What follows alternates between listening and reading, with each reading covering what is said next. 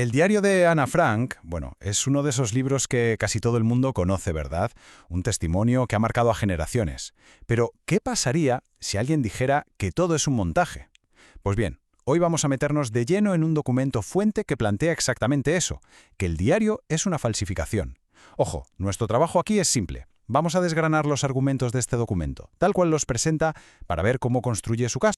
Vale, para que nos hagamos una idea de cómo vamos a abordar esto, aquí está la hoja de ruta. Seguiremos el hilo del propio documento. Primero, la acusación principal. Luego nos meteremos en las pruebas físicas, la caligrafía, las supuestas contradicciones del relato y finalmente a quién señala como el verdadero autor. Vamos a ello.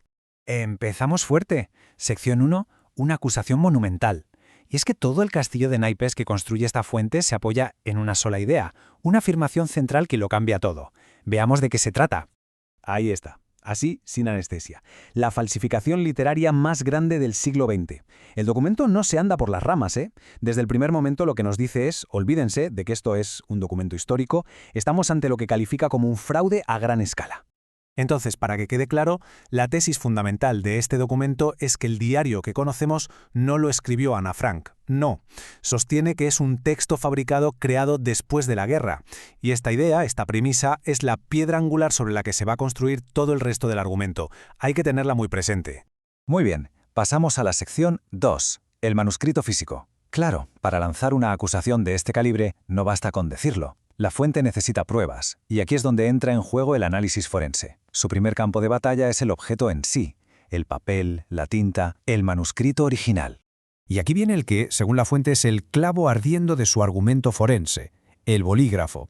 Afirma, y esto es central, que en el manuscrito hay partes escritas con tinta de bolígrafo. ¿Y por qué es esto tan importante? Porque según el documento se trata de un anacronismo, una tecnología que sencillamente no estaba al alcance de Ana Frank. Vamos a ponerlo en perspectiva con esta línea de tiempo que lo deja todo mucho más claro. Ana Frank muere en 1945. El bolígrafo, como lo conocemos, no llega al mercado de forma masiva hasta 1951, y según la fuente es en 1981 cuando un análisis de la policía alemana detecta esa tinta en el diario. La conclusión que saca la fuente de esto es un silogismo bastante directo para ellos. Si hay boli y el boli es posterior a su muerte, ella no pudo escribirlo. Y para que no parezca que se lo sacan de la manga, el documento aporta pruebas. En este caso, un recorte de prensa. Se trata del New York Post de 1980. La fuente lo utiliza para decir, ¿veis? No lo decimos nosotros. Ya se publicó en su día que el análisis del BKA alemán encontró tinta de bolígrafo. Vale, dejamos la tinta y pasamos al siguiente punto, la caligrafía.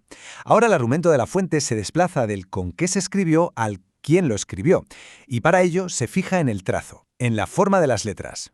Aquí la fuente se apoya en un peritaje de 1960 de una experta llamada Mina Becker, que al parecer concluyó que toda la escritura del diario la hizo una única persona. Y aquí es donde la fuente ata cabos. La lógica que nos presenta es, si todo tiene la misma letra, y parte de esa letra está hecha con un bolígrafo que Ana Frank no pudo usar, entonces la persona que lo escribió todo no fue Ana Frank. ¿Se ve la conexión que intentan establecer? Y para reforzar esta idea, el documento nos propone un juego de encuentra las diferencias. A un lado, una muestra del diario. Al otro, otra escritura también atribuida a Ana Frank en el mismo año, 1942. La pregunta que lanza la fuente es, ¿de verdad esto lo ha escrito la misma persona en el mismo año? Su respuesta, obviamente, es que no.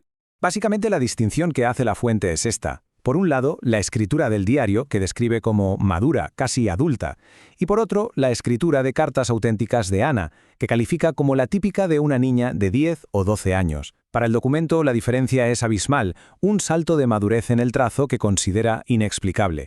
Bien, hasta ahora hemos hablado del continente, el papel, la tinta, la letra. Ahora, la fuente nos invita a mirar el contenido. En esta sección se centra en lo que llama contradicciones de la historia, es decir, cosas del relato que, según el documento, simplemente no cuadran. Y aquí tenemos una lista de algunas de esas supuestas incoherencias. Por ejemplo, se pregunta si tenían que estar en silencio absoluto, cómo es que había riñas terroríficas o incluso clases de baile. O cómo podían mirar al cielo si las ventanas se supone estaban totalmente opacas. También cuestiona la elección del escondite, el propio edificio de oficinas de Otto Frank. Incluso entra en las reflexiones de Ana, que considera demasiado avanzadas. Todo esto, para la fuente, son piezas que no encajan en el puzzle. De hecho, para argumentar el tema del ruido, el documento utiliza este mismo plano del anexo. Lo que viene a decir es, Viendo lo pequeño que era el espacio y cómo estaba conectado con el resto del edificio, ¿de verdad es creíble que los ruidos de peleas o valles pasaran desapercibidos? Para la fuente, la logística del lugar hace que la historia sea inverosímil. Llegamos a la sección 5 y a la pregunta del millón. Si, según este documento, Ana Frank no fue la autora, entonces, ¿quién lo escribió? Pues bien, la fuente tiene un candidato muy claro. Y el nombre que pone sobre la mesa es el de Meyer Levin. ¿Quién era? Según lo presenta el documento, un escritor y dramaturgo judío-estadounidense que, y aquí está la clave del vínculo, tuvo un pleito con Otto Frank, el padre de Ana, por los derechos para llevar el diario al teatro.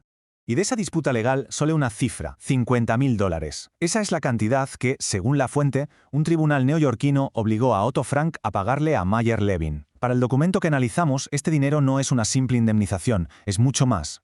Y este es el salto lógico que da la fuente. Interpreta esa sentencia judicial como una presunción legal de algo mucho más gordo. Para el documento, ese pago es la prueba de que el diario es sustancialmente una falsificación y que su autor material fue precisamente Meyer Levin. Es decir, convierte en una disputa por derechos de autor en la prueba de la falsificación.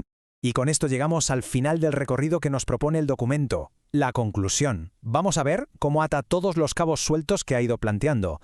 La tinta del boli, la letra supuestamente única, las contradicciones y la figura de Meyer Levin. ¿Cuál es el veredicto final de la fuente? Pues su conclusión es tajante.